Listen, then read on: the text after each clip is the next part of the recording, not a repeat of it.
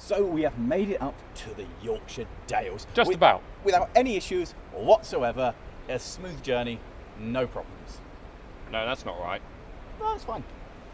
What, your polka dot Rialto got here just fine, did it? It got here just fine. It had no problems. It thought it got a bit warm, but it didn't. And so it's fine. And it thought it had oil, or it thought it didn't have oil. No, it's fine. It's fine. Yeah. It's fine. It just had some gauges that were a little bit pessimistic. And a £200 mechanic bill. Yes. And it's still a Rackley death trap. Yes. It's a hateful thing. We've now all had a ride in it, and all of us have decided no. I absolutely love it. It's fantastic. So, just to prove just how bad this is, we've all picked a driving road which we think is going to show off our cars to their absolute fullest. And this is going to have to endure all of them. I think first up, it's yours, isn't it, Trev? How would you describe your road? Lumpy and bumpy. Oh, good. What do you really enjoy in this car? Is it air? No. You might get a little bit of air. I don't like That'll be exciting. Yeah, exactly. It'll be good on the old stock springs here. I've got all the suspension travel I need to go jumping. Aftermarket suspension over here. Broken suspension. Yeah, yours is very broken. So we've kind of got the absolute worst, which it's basically no suspension. Look at this. Broken suspension. Look at all of that. Stock suspension and then uprated suspension. This will be like being on a feather duvet through it. Yes, if the feather duvet is on fire and upside down. I was going to say going down a waterfall. Oh, there's one literally 5 minutes. We push it over the edge. It'd probably float. I just want to undo the handbrake and just push it down the cliff behind us. That'd be great. Yeah. Just watch it go. You don't have to undo it. It'll do it eventually on its own. Yeah. So Trev, you're up first. Cool. Let's go then. Let's go for Trundle. He does not look happy. Who? Who do you think?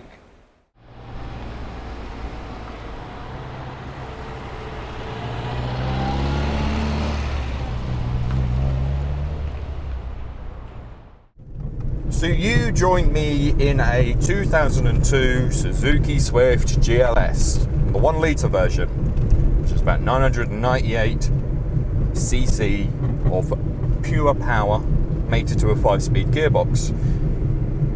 This car is an 80s car, and Suzuki sold it to pretty much anyone who wanted it. It was sold as the Geo Metro, Suzuki Cultus, the Holden Barina, I think it was something like the Chevy Sprint in Canada, and still popular in places like India, sold as the Maruti. Now the road we're on, we're actually sort of doing slightly backwards. Normally, this is the road you'd be coming into the Dales, and that's why I like it, because this is the road that I drive that tells me we're coming in, and I love the Dales. If I could retire tomorrow, I'd probably retire here. It's just a nice place to be. And so, when you're coming down this road, and with the lumpies and the bumpies, with your stomach in your chest, doesn't matter what you're driving. I've done this in the Micra, I've done it in more higher power vehicles, and it is wonderful. And it's a way of saying, welcome home. Now, this car is a car. Now I know that sounds kind of, you're like, yeah, of course it's a car, but no, seriously, this is just a car. It's the most basic form of a vehicle that you can get. It is very simple, and for that reason it's also very simple to maintain. And even though it's very simple to maintain, unfortunately the people who have owned this before have not done that. It has, as you can hear, various rattles and bangs, and sounds a bit like a train while it's driving, doing not even 30 miles an hour. So you can imagine what it's like at even faster speeds. So you have that. The suspension is broken, effectively. The window here doesn't go down. Well, it does go down, but then it won't come back up. Not without 4 men trying to assist. And then someone decided to change the windshield wipers without putting them back on and then turning it on. Now, I don't know how you managed to do that. A mistake. But the problem is that a new windshield for one of these, without going through insurance, costs the same as the amount that this car is actually worth. But if we were to take away the fact that this is one very, very tired dog, it would be a very good little car. I would prefer it with the 1.3, as you really do have to squeeze like a sponge every single gear to get anywhere. But aside from that, it does the job. Now, does it do the job for 2002 standards? No, not really. If you consider the other vehicles that were coming out at the time, this car was a very, very low-end choice. This would have been a car of choice if you just wanted something really simple and exceptionally cheap. And so, for that reason, I do love this car, but I don't like it because there's other cars that came out sort of around the same time that are slightly more pleasant to be in. This is very much a car that would be suitable for 1995, not 2002. Now, I'm going to now enjoy the rest of this drive, and I can still confirm I cannot see a Rialto behind me, but I have got Morgan sniffing my bum, and Matt is not that far behind him. So I'm going to shift down into second and eke every little bit of power out of this 1 litre lump. Here we go.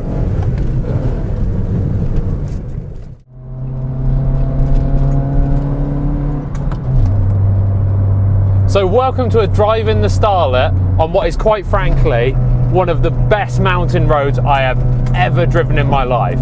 Minus the aforementioned cattle grids, this road is absolutely perfect. The thing is that this trip so far, the Starlet has been perfect for basically everything we've done. It's got enough luggage space, it goes fast enough, it's plenty economical, it can dodge sheep surprisingly well as well.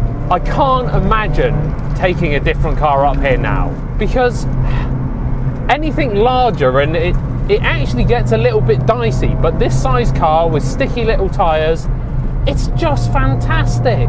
I think Morgan is loving it back there in the KA as well because, well, let's be honest, this road is almost empty. We've been sat here ready to start this challenge for about 10 minutes and we've not seen a single car go this way on a one-way road to a single place. So you know that ahead of you there is no traffic. And let's not get past the fact that you look to either side and you are absolutely blown away. This is the best part of the Dales up here on the Buttermere Pass. And after this as well, we swoop down the valley down towards one of the little towns there, and oh, it's magical up here. These roads, they're not surfaced the best in the universe, so you kind of do have to be a little bit more gentle than you otherwise would. And gentle you must be, because you look to the right and you realise, oh, that's a sheer cliff. The only thing stopping me from going down there is a thin cable or some metal poles, or like here, absolutely nothing. Oh. And just to point out the fact that this is by far the sportiest car here, you cannot see the others behind us right now. Even Morgan, who is a far more talented driver than me, they don't get a look in with how good this car is. The suspension is perfect. The brakes, they could probably do with a little bit of work because they're all still stock, but 100 horsepower, what more do you need? You even get air with it. Whoa! I'd rather have a softer sprung car there, but the one car I would not like on this road is Lawrie's. Because let's be honest, the reliant on this road is going to be terrifying. Oh, you just look ahead of you and you're like, if my brakes fail on this corner, I'm not stopping. I am not stopping at all. I am going until I hit sea level. So this road I just class as being perfect.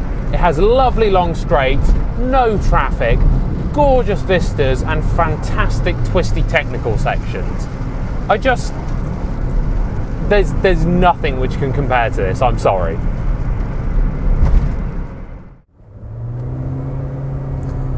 on to my road now. We'll see what this road is like that I've picked out just from looking at Google Maps. But in all honesty, we've been driving around all day today, and almost every road has been pretty damn spectacular, it has to be said. So it doesn't really matter, you just go and just make sure you don't catch up to anyone. I think we're about to catch up to someone now though, but as long as you're not impeded by anyone, these roads are absolutely brilliant. And it just enforces the fact you can have so much fun in a POS like this. It's just rev it out, rev for the rev limiter, and then you change, and then you're flooring it, and you're going like legal speeds. It's fantastic.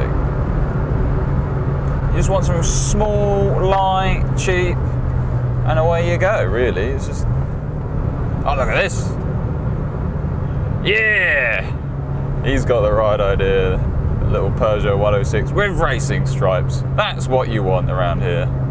You don't need anything else, anything more. Because you can't really use any more power around here because the roads are so small and so tight, and you want such a small car because every 4x4 we come across, they're like having to like stop to let us pass, where we just like go, see you later. I'm going to 30 now. This road maybe not the best one then, but you don't have to hunt far to get a good one. You really don't. We've found so many good ones. So there's a motorhome, you're just going to have to come to a complete stop because he's panicking about his expensive motorhome. Whereas we've like gone to a youth hostel, it's 10 quid a night, and we can actually have fun on the roads.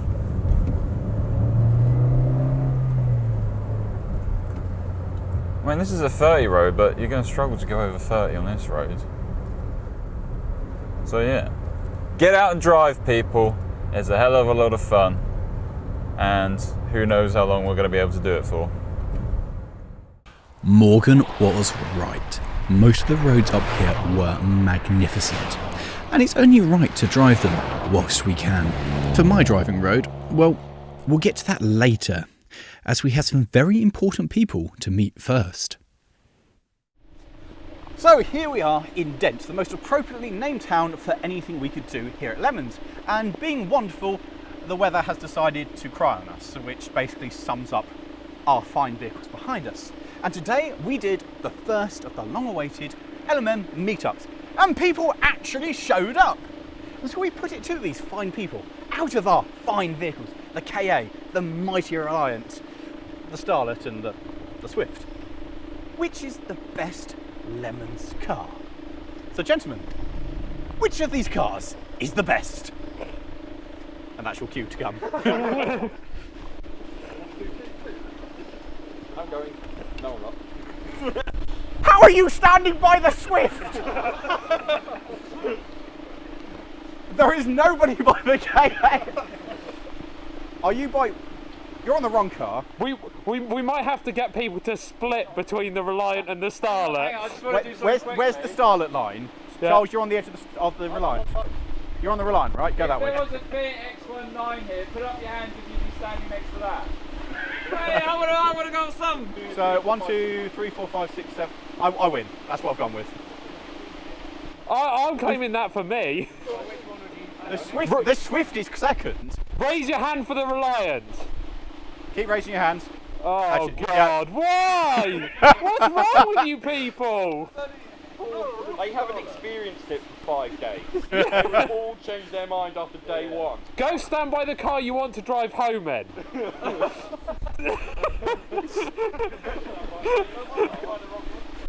I do not want to. There we go. I don't want to drive my car home. We popped into the local tea room in Dent to escape the rain and to find some much needed hot beverages for everyone, before it was time for us to once again return to our vehicles, for we had the final challenge of this year's Lemmons. Just who could take the best photo of their car in the Dales. And of course, we had some added competition from the assembled community. Right, so This is the first obstacle on my route. I wasn't quite expecting this, but we're going to go with it. I think I found a spot up here though. So, of course, being the north of England, it has rained, much like it did in Wales on the photo challenge, but I'm not letting that deter me. So you might notice that I'm going sort of off the beaten track up here, having to open up gates and this, that and the other. It's well, I'm hoping it's going to be my ace in the hole, because I saw everyone else kind of just stick to the main roads. And So, you join us on the photo challenge segment of the Great First Lemmons meetup. And to all of you guys who turned up to see us, thank you so much. You've made us all very happy and feel very validated by so many of you lovely people turning up. So I'm off to go get my photo, and I have a particular shot in mind. I'm just not entirely sure if I can get there and back in time. And where do you think I want to go? Of course, I want to go back to the viaduct at Riversdale and get a nice shot of me, my car and the viaduct.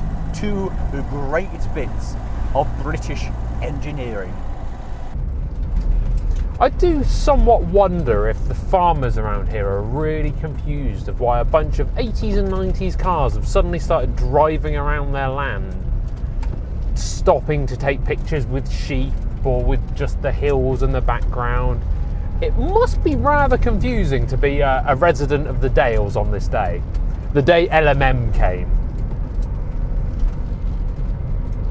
Oh, I think have we got another gate down here? Roll forwards over a lovely old bridge. Actually, this actually looks like it used to be a railway down here. Sounds like something someone else would be interested in. Turns out I was going the wrong way. So I've corrected that, now I've got navigation, and I'm driving through the middle of the golf course. Yep, this is an access way through the golf course, which is big enough for the Reliant. No other car. Nothing else could get through here. This is basically a bridleway. Oh my god, this road is perfect for the Reliant. Oh my god, it's so narrow. No one else is getting down here. This is brilliant.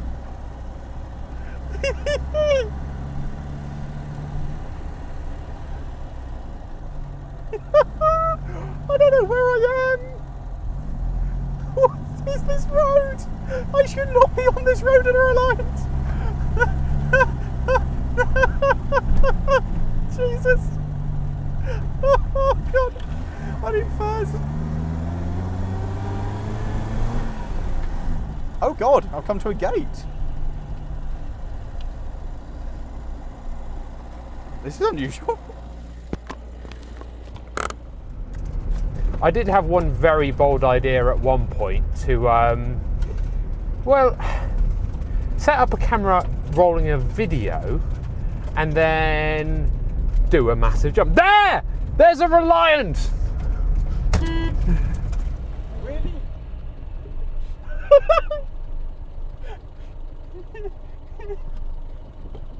Road's closed, mate! I went down a road you can't go down in a normal car.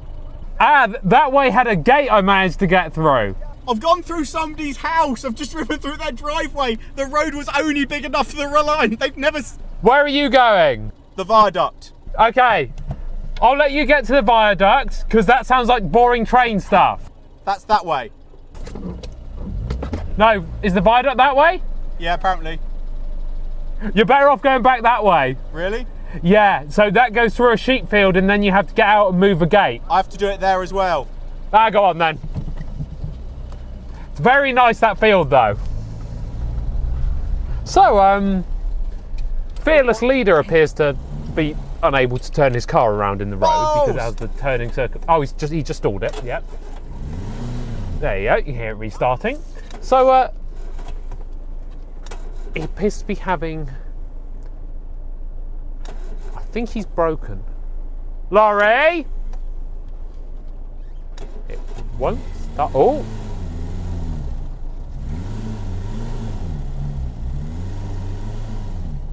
It just about managed to get up that hill. Why anyone thinks that's the best car here, I have no clue at all. Now what I'm going to do is just reverse a bit from where he came, because I think he missed a golden opportunity here.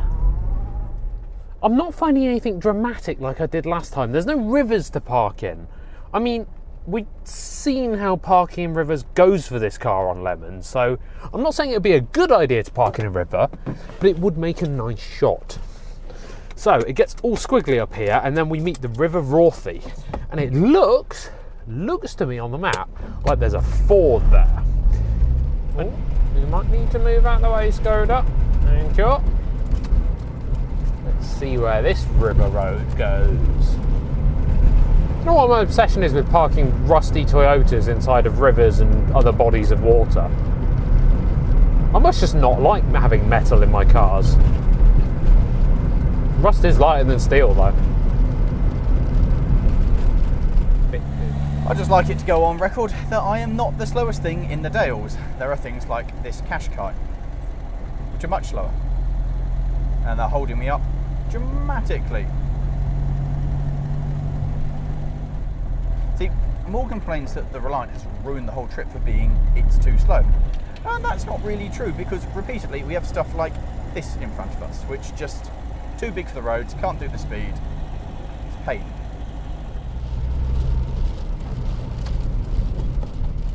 Oh, am I going to regret this particular choice?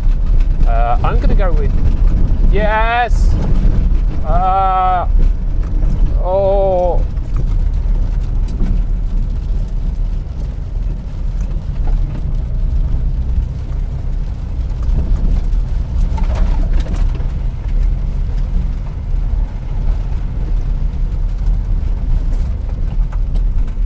I think after driving on this road that the car's just going to be so muddy that I can't possibly get a good photo of it anyway. But this does not feel like Starlet country. Maybe the Sierra 4x4, but not Starlet country. I need a chimney down here. Oh, a slightly main road. I like how this feels like a main road compared to what I was just on. So, due to the sat-nav taking me that way, this way, all around the houses and to a road that was closed, it conspires that I'm not really going to get to the viaduct in time. I won't be able to get that wonderful photo of Riversdale Viaduct, the Reliant, two wonderful bits of British engineering. But I have a crafty plan B. Right, so we have a route plotted now back to very, very rainy Dent, and the one big difference in this photo challenge and last year's photo challenge is the fact that the community is involved as well. So there's a lot of very good photographers in our community, it turns out, and they've all turned up with nice big full format SLR cameras, and so we've told them no, they're not allowed to use them, they're stuck with phones like we are, which kind of levels the playing field. However, I think the photographer's eye is rather going to catch us out, and there's going to be far more stiff competition this time than there was last year. When we did the photo challenge on the first Lmmons, and there were just 5 of us, it was pretty good fun. But bringing members of the community in and having a vast number of people taking part made it oh so much better. And of course, there were 2 different winners. There was the overall winner and then the best of the LMM team.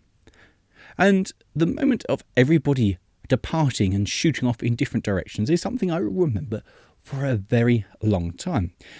The problem was, of course, that it did rather mean the pressure was on to try and get a better picture. In all, though, Charles, with his MX-5, won, getting an absolutely stunning picture, and Matt got a really, really good picture of his Starlet, meaning he won out of us. Which was disappointing because it meant that nobody really appreciated the majesticness of the little Reliant on top of the hills. But it was very good, and it was a nice community thing to all do together. And standing together, everybody judging photos, having a good chat, was a really, really pleasant experience with lots of laughs, and it was just really good. And then, to finish it off, we headed off for a meal, a nice big group activity with me and Matt and members of the community. So to all of you who came, we thought it was absolutely brilliant. And the memory of our convoy heading off to dinner with such an amazing ragtag selection of cars is something I think I will never ever forget. So finally we get onto my driving road, and you might have noticed at this point that it is indeed dark. And you might be thinking that might well spoil the enjoyment of the views of going through the Yorkshire Dales, and also it may prove a little bit dangerous for some of the terrain of the roads that we've already featured. And in some ways, yes, you are correct. However, my choice of road was very simple. My choice of road was the road that got us out of the Dales and onto proper roads as quickly as possible. And as we come round here, we start to get onto the roads where the terrain levels out a little bit and things start to improve. And I don't have to work the Reliant quite as hard as I've had to do for the rest of the trip. It does rather mark the end of this whole trip and the start of quite a long and quite an epic trip home. And having done one way in this little car, particularly one way when I was excited about the concept of going away, I'm now rather dreading this long slog back home. So I'm not going straight home. No, I'm not driving this all the way through the night. I'm actually heading to accommodation because I'm breaking my journey. And hopefully whatever that noise was will sort itself out by the morning, or just stop as soon as it started. Oh, there we go. It stopped. Good. Don't know what it was, but it's gone, so that's fine. So now just carry on. Now this certainly has not been the smoothest of trips, and despite everything, I've still had a really, really enjoyable time. I've loved taking this little car out on an adventure, particularly taking this somewhere that you really know it probably shouldn't have gone. The Reliant never should have gone this far. It never ever should have done this kind of journey. It's not what anybody in the factory envisioned when they built it. This was meant to pood around the countryside and take some old boy from his house down to the shops. It was never meant to do a however many 1,000-mile road trip across England, round England and then back again. It's not meant to do it, and I can see that it's probably not the right car to have bought on this trip. However, the fact that it's done it and it did get there, and then it broke, but it did get there, and that it's still running, and I somewhat believe at this point that it's going to get me home. It's been an amazing experience. But of course, it wouldn't just be an amazing experience if it was me on my own taking this. In fact, driving this on my own across the country would be an absolutely horrible experience. But driving this with a group of my friends, knowing that at least some of them are suffering in some way as well, has made this a wonderful, wonderful experience. Going off on a driving adventures with your friends is one of the greatest things I think that you can do. It's absolutely magnificent. The shared adventure, the sense of camaraderie between all of us in our associated rubbish vehicles has been nothing short of brilliant. And to think that all of these cars were at least meant to cost around £500, it really shows that you don't need a huge amount of money to go out and have an adventure. You can do these things on somewhat of a budget. The big thing to remember is it's not just the people you go with or the steeds that you pick. No. The destination is also very important. I don't think we could have really chosen anywhere better to go for a drive than round the Yorkshire Dales. Some of the roads we've driven I will remember for the rest of my life. Not just because they were stunning from the views or the technical challenge, but the fact that I was taking this little car around them, which really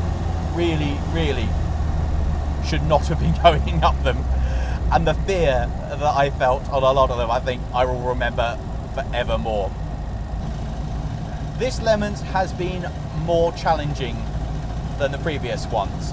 And you may look at what we've achieved this time round and think, it's not really the same amount seems to have gone on. There's been no challenges, and we were looking forward to seeing another race something, you know, whether it was race a train or race something else. And that's really because, well, this broke, and that took out a full 2 days of being able to film with this being broken.